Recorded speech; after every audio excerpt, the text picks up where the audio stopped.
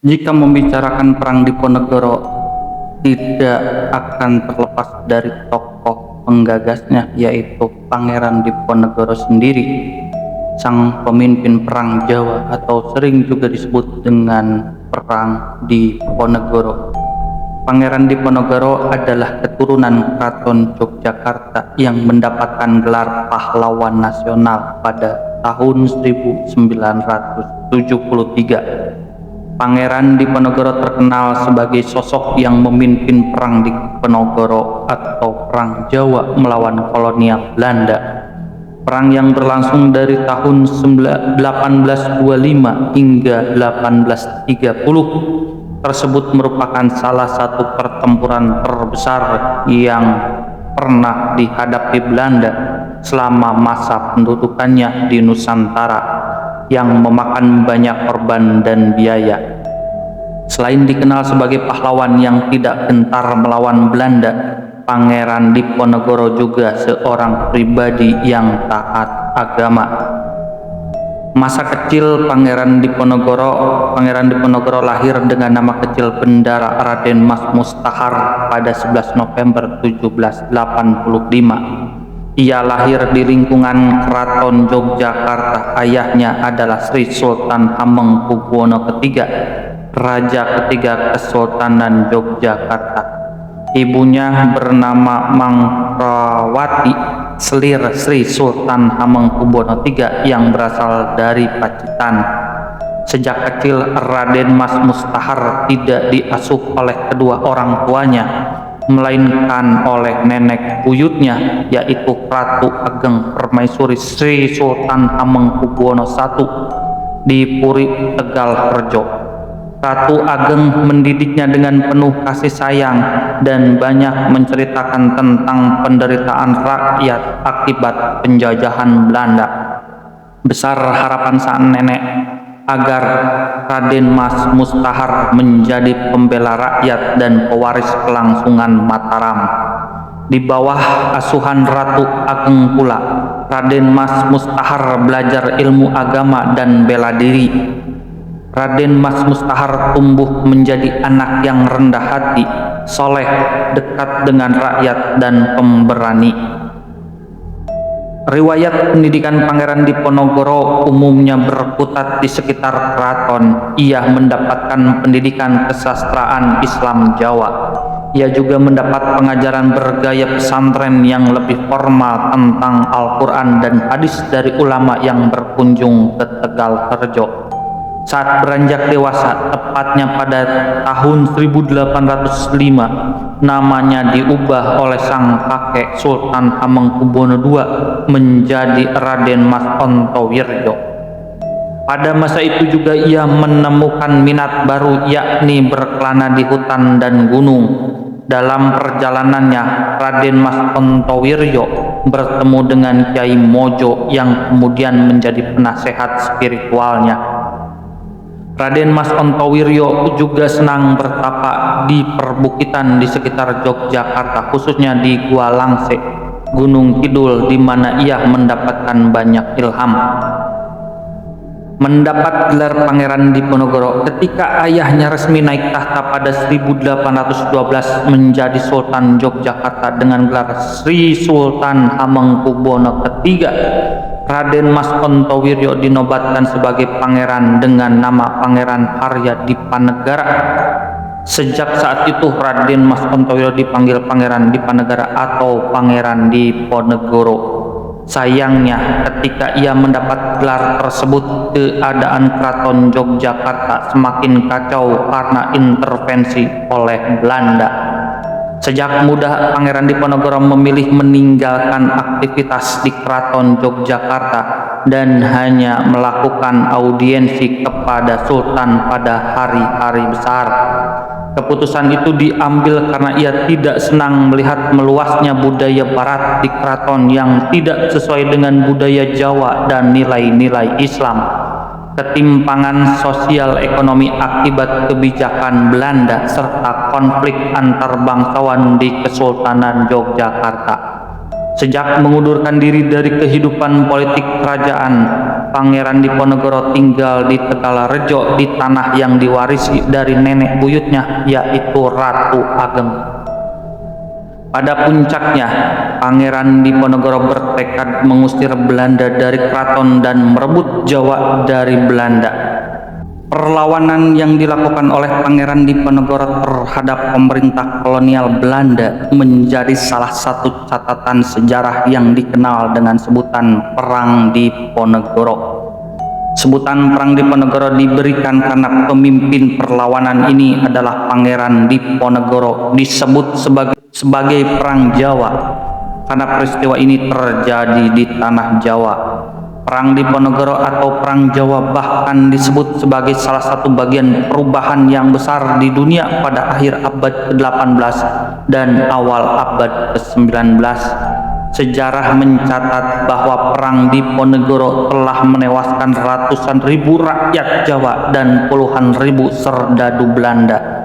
Perang Diponegoro juga menjadi satu pertempuran terbesar yang pernah dialami oleh Belanda selama masa pendudukannya di Indonesia. Penyebab Perang Diponegoro atau Perang Jawa adalah sikap Pangeran Diponegoro yang tidak menyetujui campur tangan Belanda dalam urusan kerajaan. Di sisi lain, kerajaan seakan tidak berdaya menghadapi campur tangan politik pemerintah kolonial. Namun kalangan keraton justru hidup mewah dan tidak memperdulikan penderitaan rakyat. Kondisi para petani lokal menderita akibat penyalahgunaan penyewaan tanah juga menjadi salah satu faktor yang membuat Pangeran Diponegoro geram.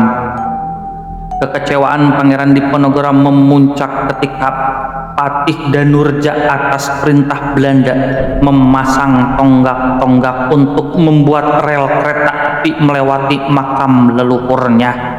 Pangeran Diponegoro yang muak dengan sikap Belanda kemudian menciptakan sebuah gerakan perlawanan dan menyatakan sikap perang. Perang Diponegoro berlangsung selama 5 tahun, yaitu dari tahun 1825 hingga tahun 1830. Hal ini bermula dari peristiwa pada 20 Juli 1825 di mana pihak istana mengutus 2 bupati keraton senior yang memimpin pasukan Jawa Belanda untuk menangkap Pangeran Diponegoro dan Mangkubumi di Tegalrejo. Saat itu Pangeran Diponegoro dan sebagian besar pengikutnya berhasil lolos, namun kediamannya di Tegalrejo habis dibakar. Pangeran Diponegoro bergerak ke barat hingga ke Gua Selarong di Dusun Kentolan, Lor Guwosari, Pajangan, Bantul sebagai markas besarnya. Pangeran Diponegoro melibatkan berbagai kalangan mulai dari kaum petani hingga golongan priai yang menyumbangkan uang dan barang-barang berharga lainnya sebagai dana perang. Kaum pribumi terlibat dengan berbekal semangat sadumuk batuk senyari bumi ditohi tekan pati, yang berarti sejati kepala sejengkal tanah dibela sampai mati. Dalam perjuangan ini, Pangeran Diponegoro tidak sendiri, namun dibantu Kyai Mojo yang juga menjadi pemimpin spiritual pemberontakan. Pangeran Diponegoro juga berkoordinasi dengan ISKS Pakubuwono VI serta Raden Temenggung Prawiro Dirjo Bupati Gagatan. Hanya dalam waktu 3 minggu setelah penyerbuan Tegalrejo, pasukan Diponegoro sudah bisa melakukan penyerangan dan berhasil menduduki Keraton Yogyakarta. Keberhasilan ini disusul dengan kemenangan di beberapa daerah pada tahun-tahun awal berkobarnya Perang Diponegoro. Pergerakan pun meluas ke daerah Banyumas, Kedung, Pekalongan, Semarang, dan Rembang. Kemudian ke arah timur mencapai Madiun, Magetan, Kediri, dan sekitarnya.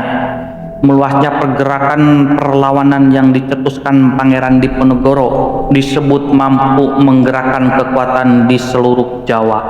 Selama perang, Pangeran Diponegoro menerapkan strategi perang gerilya dan perang atrisi penjemuan. Pada puncak peperangan di tahun 1827, Belanda mengerahkan lebih dari 23.000 orang serdadu yang menjadi suatu hal yang belum pernah terjadi sebelumnya. Bagi Belanda, perang Diponegoro adalah perang terbuka dengan mengerahkan berbagai jenis pasukan, mulai dari pasukan infanteri, kavaleri, dan artileri yang langsung dengan sengit. Di tahun yang sama, pasukan Belanda melakukan penyerangan terhadap Diponegoro dengan menggunakan sistem benteng sehingga pasukan Diponegoro terjepit. Pada tahun 1829, Kyai Mojo ditangkap, menyusul kemudian Pangeran Mangkubumi dan Alibasyah Sentop Prawirodirjo, Panglima Besar Perang Diponegoro, menyerahkan diri kepada Belanda. Bahkan pada 21 September 1829, Belanda sempat membuat sayembara dengan hadiah besar sebesar 50.000 gulden beserta tanah dan penghormatan bagi siapa saja yang dapat menangkap Pangeran Diponegoro hidup atau mati. Pada 16 Februari 1830, memperhatikan posisinya yang lemah, akhirnya Pangeran Diponegoro setuju untuk bertemu dengan utusan Jenderal de Kock, yakni Kolonel Jean Baptiste Clerus. Pada 20 Februari 1830, pertemuan antara kedua belah pihak tidak menghasilkan kesepakatan dan Pangeran Diponegoro menyatakan ingin bertemu langsung dengan Jenderal de Kock. Walau pertemuan dengan Jenderal de Kock terjadi beberapa kali, namun mata-mata yang ditanamkan di Kesatuan Diponegoro melaporkan bahwa Pangeran Diponegoro tetap bersikeras mendapatkan pengakuan Belanda sebagai Sultan Jawa di bagian selatan. Akhirnya, pada 25 Maret 1830, Jenderal de Kock memerintahkan Letnan Kolonel Louis Dupuren dan Mayor F.A.V. Miscles untuk mempersiapkan perlengkapan militer dan merencanakan penangkapan Diponegoro. Pada tanggal 28 Maret 1830, Jenderal de Kock berhasil menjepit pasukan Diponegoro di Magelang. Pada akhirnya, setelah pengkhianatan tersebut, Pangeran Diponegoro menyatakan bersedia menyerahkan diri dengan syarat sisa pengikutnya dilepaskan.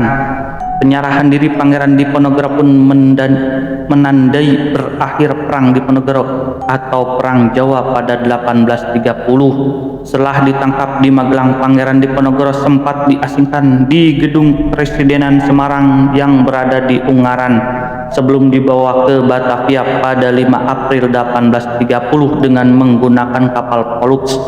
Pangeran Diponegoro tiba di Batavia pada 11 April 1830 dan ditawan di Stansus, Gedung Museum Fathaillah. Dari Batavia, Pangeran Diponegoro kemudian dipindahkan ke Manado pada 30 April 1830 dan tiba pada 3 Mei 1830 untuk kemudian ditawan di Benteng Nieuw Amsterdam. Pada 1834, Pangeran Diponegoro dipindahkan ke Makassar dan terus diasingkan hingga wafat di Benteng Rotterdam pada 8 Januari 1855.